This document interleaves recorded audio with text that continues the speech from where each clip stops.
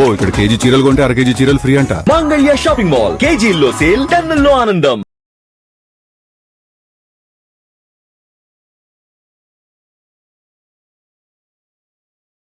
ఇంకా మనం బోనం విషయానికి వస్తే, ఇప్పుడు ఈ బోనం అనగానే మనకు గుర్తొచ్చేది మట్టి కుండ, పసుపు కుంకుమలు, వేప కొమ్మలు, పూలతో అలంకరణ, పైన దీపము, ఇదంతా కూడా. నిజంగా బోనం అనేది మట్టి కుండలోనే ఎందుకు చేయాలి? ఈ ఆచారం ఎక్కడి నుంచి వచ్చింది? అయితే మనము 5 ఎలిమెంట్స్ అంటే పంచభూతాలకు మనకు కనెక్ట్ అయ్యి ఉంటామన్నమాట. ఎందుకు మట్టి కుండలో చేస్తే ప్రతి ఒక్కటి మట్టి కుండ అంటేనే 5 పంచతత్వం ఉంటేనే మట్టి కుండ అనేది ఏర్పడుతుంది అనమాట. ఎట్లా అంటే దాంట్లో నీరు కలుస్తుంది, భూమితోని మట్టి కలుస్తుంది, అగ్ని కలుస్తుంది, వాయువు ఉంటుంది, దాంట్లో ప్రతిదీ ఒక ఉంటుంది కాబట్టి ప్రతిదీ ఉంటుంది దాంట్లో. మనము ఎప్పుడైతే మనం బోనం సమర్పిస్తామో అమ్మవారికి 1-2 సెకండ్స్లలో అమ్మవారికి నైవేద్యం అనేది ఎక్కుతుంది అనమాట మట్టి కుండలో. ఎందుకంటే మట్టి కుండకున్న గొప్పతనం అది. ఎందుకంటే మనము తయారు చేసింది కాదు, సృష్టికి విరుద్ధంగా చేసింది కాదు కాబట్టి స్వయంగా మట్టితోటి మనము చేసిన కుండ కాబట్టి అది ఎటువంటి కల్తీ లేకుండా స్వయంగా భూమి నుంచి పుట్టింది కాబట్టి దానికి అమ్మవారికి తొందరగా సమర్పణ అవుతుంది అనమాట. ఓకే, ఇప్పుడు ఈ బోనం వండే విధానం కూడా కొంతమంది చూస్తే వైట్ అన్నం పచ్చి పులుసు అంటారు, కొంతమంది ఆకుకూర పచ్చి పులుసు వైట్ అన్నం అంటారు, కొంతమంది పసుపు వేసి పచ్చన్నం వండుతారు, కొన్ని ప్రాంతాల్లో బెల్లం వేసి తీపి పదార్థంగా వండుతారు, కొన్ని ప్రాంతాల్లో పప్పు వేసి పెసరపప్పు బియ్యం వేసి వండుతారు. అసలు ఏంటి నిజమైన పద్ధతి ఏంటి? ఇది ఎవరికి నచ్చినట్టుగా వాళ్ళు నివేదన చేయొచ్చా? అసలు ఎలా ఉంటుంది విధానం? అయితే బోనం అంటే భోజనం.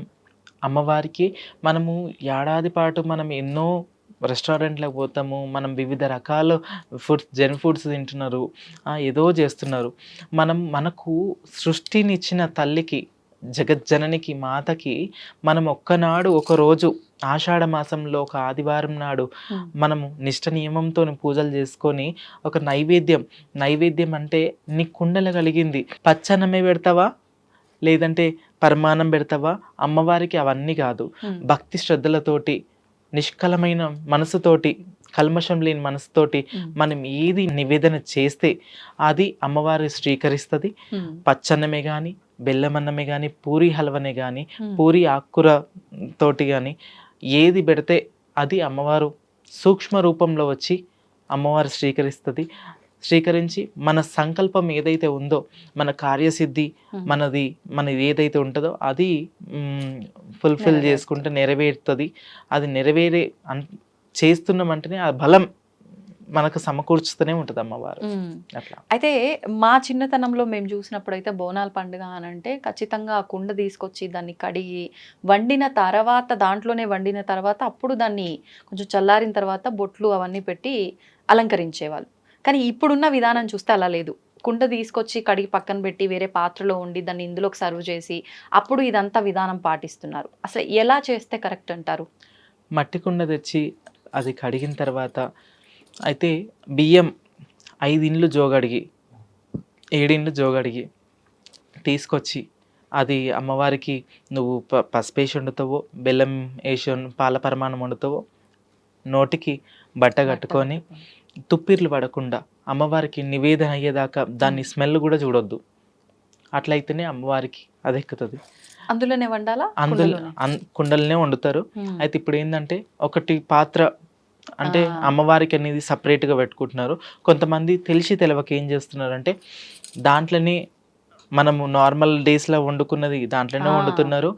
లేదు అంటే కొంతమందికి తెలిసేమో సపరేట్గా ఒట్టి బోనాలు అప్పుడే వాడతాం కాబట్టి అట్లా చేస్తున్నారు. కానీ అసలు పద్ధతి అయితే కుండలో ఉండడమే శ్రేష్టం. ఓకే, అంటే ఇప్పుడు మీరు అన్నట్టుగా కొంతమంది దగ్గర నేను చూసాను, ఆఖరిసారి మీతో చేసినప్పుడు కూడా క్రింద టైము మీరు చెప్పారు ఇలా కట్టుకునే ఖచ్చితంగా వండుతామని చెప్పి.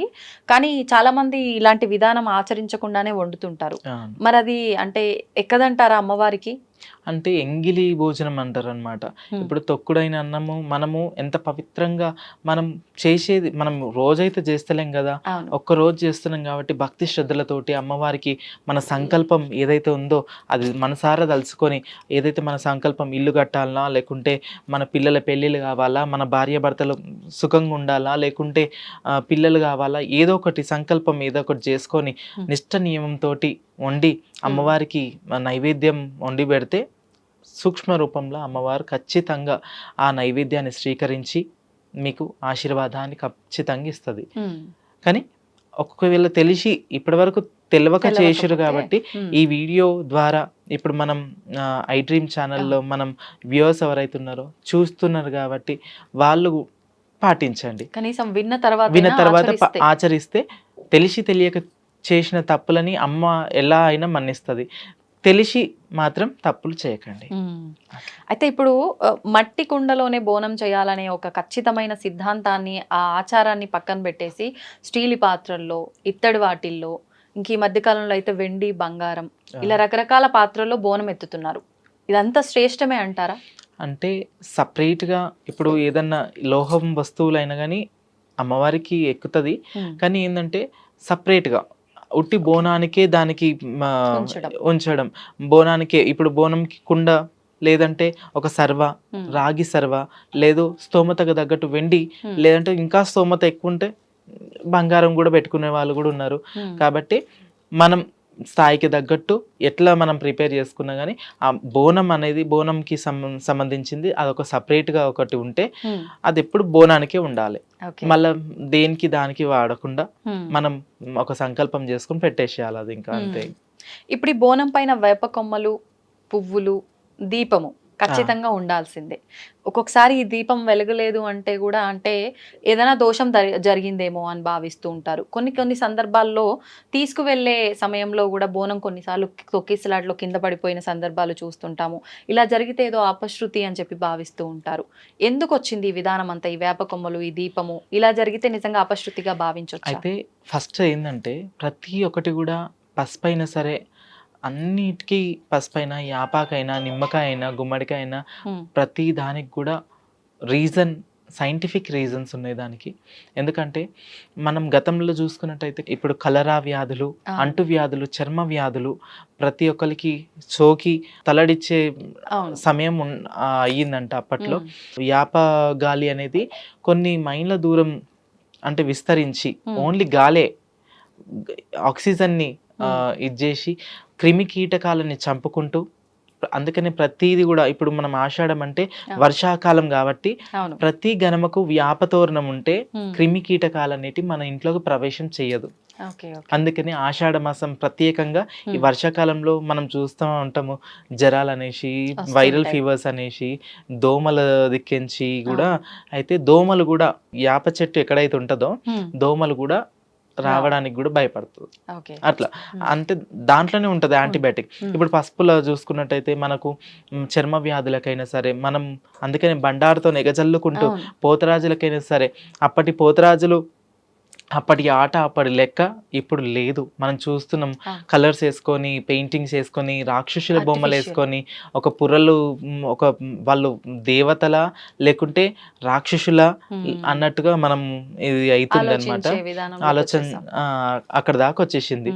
అంటే శివసత్తులది కూడా చూస్తే అట్లనే అవుతుంది, ఇక్కడ పోతరాజులు పోతన్నలది చూస్తే కూడా అట్లనే అవుతుంది. కాబట్టి పోతరాజులకు కూడా ఒక నా విజ్ఞప్తి ఏంటంటే, మనల్ని చూస్తే ఒక దైవాంశం లెక్క మనని 10 మంది చెయ్యెత్తి మొక్కే రకంగా మనం ఉండాలి, భావించాలి. వాళ్ళు మన పాద స్పర్శ వల్ల వాళ్ళ ఇండ్లు పావనం కావాలి అన్నట్టు కూడా వాళ్ళు కోరుకుంటారు.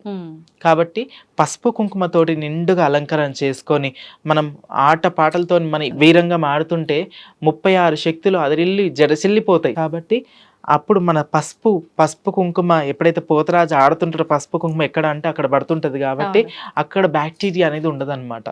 కాబట్టి పసుపుకి ప్రాధాన్యత ఇవ్వండి, కుంకుమకు ప్రాధాన్యత ఇవ్వండి. ఇస్తే ఏంటంటే మనం ఈ రోగాలకు మనం కొద్దో గొప్పను మనం నివారించిన వాళ్ళం అవుతాం. మనం ప్రకృతికి, మనం ఆ భూదేవికి మనము ఒక కుంకుమ పసుపుతో అలంకరణ చేసిన వాళ్ళం అవుతాం.